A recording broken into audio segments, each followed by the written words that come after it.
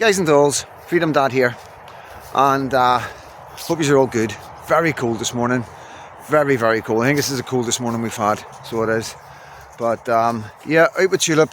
She's running about mad as usual.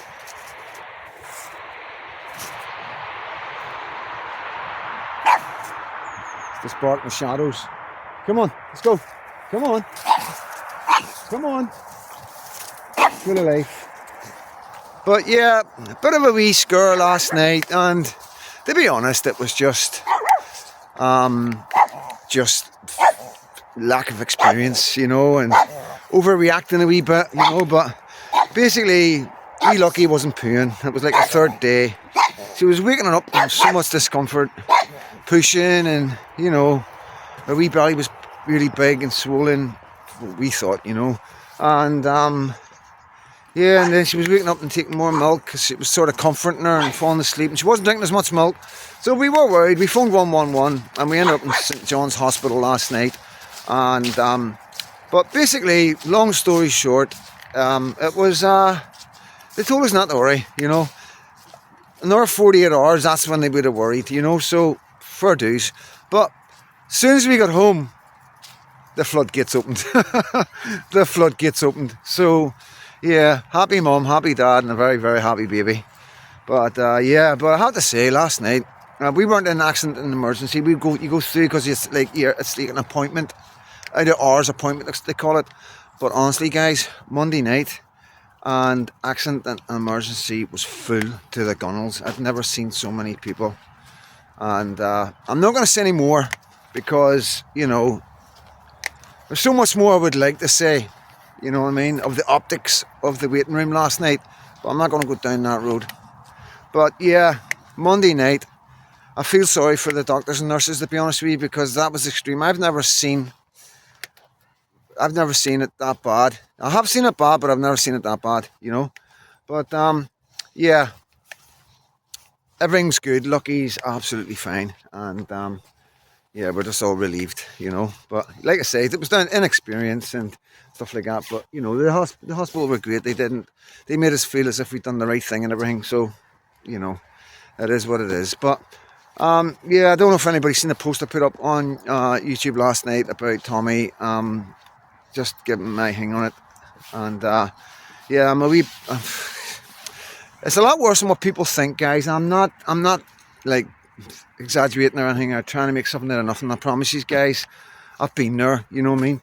Every prison I've been in solitary confinement, every single prison, and in England, Scotland and Northern Ireland, and I've spent from so basically solitary confinement legally, as I was growing up, as 16, 17 in the Crumlin Road, legally they could only keep me for 3 days in solitary confinement, right? In Northern Ireland, they call it CC, cellular confinement. Now, it then goes up to, as I progressed through life and different prisons, it went up to, I think, 4 weeks, and it was called a rule something. If I remember right, something, I'm sure it was something like that, where they ruled you up and put you in a digger. Basically, what was happening with me, without saying too much, was I'd be sort of getting into fights and stuff in prison. Guys would be getting hurt. Normally on the outside there would be hefty prison sentences if you were to do the kind of things that happen in prison on the street. But because you're not on the street and it's prison, and you know, it's hard to prove stuff in prison, you know, and most cases they just don't bother getting the police involved, or the police might come up, read off the interview and then go away. But they have to punish you some way, so they can put you in the digger for like up to a month, and then every month they've got to get another thingy. Now, I've spent 3 months in solitary confinement, so I did, and that was the worst one for me. And I thought it was alright. Now, I've touched on this before, guys, you know, on my other videos, so anybody that's been following me knows this story. I thought it was alright, you know what I mean? And but I wasn't, because you don't know. You really don't know. Yeah. Like, my wife was the one, and we talked about it quite a lot. It was something that we did talk about, because I couldn't get my head around it. Because, let me just change hands, guys. Tulip, this way. I couldn't get my head around it, guys. Like, you know, you got to understand, when your head's going and other people see it and you don't, it's weird. So I used to say to her, really, and all that. And she'd go, more honestly, like you were really, it was really bad and all that. And she like would talk about it, and I'd be like, wow, I never knew. But to be honest with you, like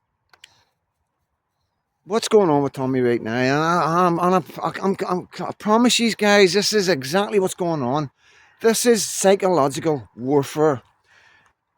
It's a way of getting to Tommy, getting into his head, his mental health, without making it so obvious, because not everybody knows what I'm about to tell you. Um, Solitary confinement. Now you can read books and stuff like that. You can do education and stuff, and obviously he's got emails. But the solitary confinement, what makes it bad is the lack of communication with other human beings. Now I know you'll have the phone and stuff like that, right? And you'll have visits, but you only get so many visits for like an hour, you know. Um, and you only get so many a month, like 4 or 5 a month, one a week if you're lucky, maybe an extra one if you're good. What privileges he'll get, I don't know, because obviously the way it works in prison, like they would have said to him, "You're going on a wing." They have to give, and then the guy, he basically he says, "No, if I go on the wing, I'm in trouble." So they try and put it on you, So they'll put it on Tommy to say, "Oh, well, we did offer you to go on a wing. It was your choice not to go. So therefore, the only other place we can put you is solitary confinement." So that's their way of covering of actually getting away with doing it, right? Because they'll just say, well, it's the same rule for everybody else. You know what I mean? He's nothing special. That's what they'll say. So that's how he is where he is. And most guys, when they're in solitary confinement, you've got guys next door to you. You won't have anybody. Most blocks, punishment blocks, are single-story buildings, and they're away from the main jail. They're like a prison inside a prison. And what I'm led to believe that he doesn't have anybody around him at all. They've cleared everybody out, so he's got absolutely nobody to talk to. And I imagine there will be psychologists in the government working out exactly the damage this will be doing to him. And I also imagine that they'll have prison officers who lean to the left, and they'll make sure them prison officers are working around Tommy, because they know they're the ones that won't speak to him. And that's that thing alone, unless you experience it or been through it, then you will never understand the damage it does to a man. Okay? Tommy is a social bird, right? There's no two ways about it. We know that social media, it all goes together. That's why he is the way he is. He's very unique. But what makes Tommy work and thrive is people. You know, addressing people and being addressed by people. It's the most important thing in our society. In human nature, is to have other people to talk to argue with, to debate with, you know, to love, to care for. We need these things, and I'm not exaggerating, guys. When you go through a life or society, when you're used to them things, and then all of a sudden they're taken away, it messes with a man's head. Believe you me, and I know for a fact, because you look at it logically. I'm going to tell you, I always tell you, I look at everything logically. Tommy Robinson is the most scrutinised man in this country. Believe you me, not only does the government scrutinise every single tweet, post or video that he does, he also has people like Nick Lowles, the left, end racism, and all these trade unionists, all sitting with their wee teams of investigators trying to find a way to bring Tommy Robinson or the Tommy Robinson movement down. It is a 24-hour movement that goes on for years and years and years, trying to find a way to badmouth, blacken, or shut Tommy Robinson up. So believe you me, if there was anything that came out on any social media, they would have been all over it there and then. They wouldn't be coming back 4 months later and then saying, "Oh, we're interviewing you for something that you put up on X or wherever." That is absolute nonsense, right? So that's the logical side of it. If Tommy Robinson had have done it or said anything, they would have been on it there and then. No two ways about it. So that tells me that they're scraping the barrel and they're finding ways to mess with the man's head. Can you imagine what it's like? The man's sitting in there and he's thinking about this next court case, the terrorism charges. Now, you're going to put yourself in a situation where a man who's so loyal to his country, a patriot who loves United Kingdom, loves the people of the United Kingdom, as being called a terrorist by his own government. Can you imagine what that one must feel? You've got to put yourself in his shoes as that human being. It's very difficult. I can do it a wee bit because I'm a unionist. I come from Northern Ireland, born on the Union Jack, was brought up a unionist, a royalist. I love Britain. I love British people, and that's just the way I've been brought up. And yeah, I relate to it. And I can't imagine what it would be like for my government to turn around and say that I was a domestic terrorist against my own country and my own people. So that's number one. That's constantly lying on his head in solitary confinement. And now they come up and they threaten him with more charges and then put him back into solitary confinement. This this is psychological warfare.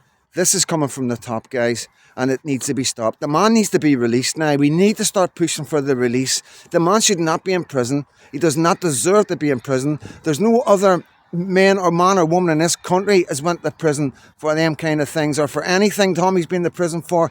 Every other man has either been let off, conditional discharged, or probationed, or some other absolutely useless unpunishable charge that people just don't get punished for it. It's a token, whatever it is. Like conditional discharge is a token.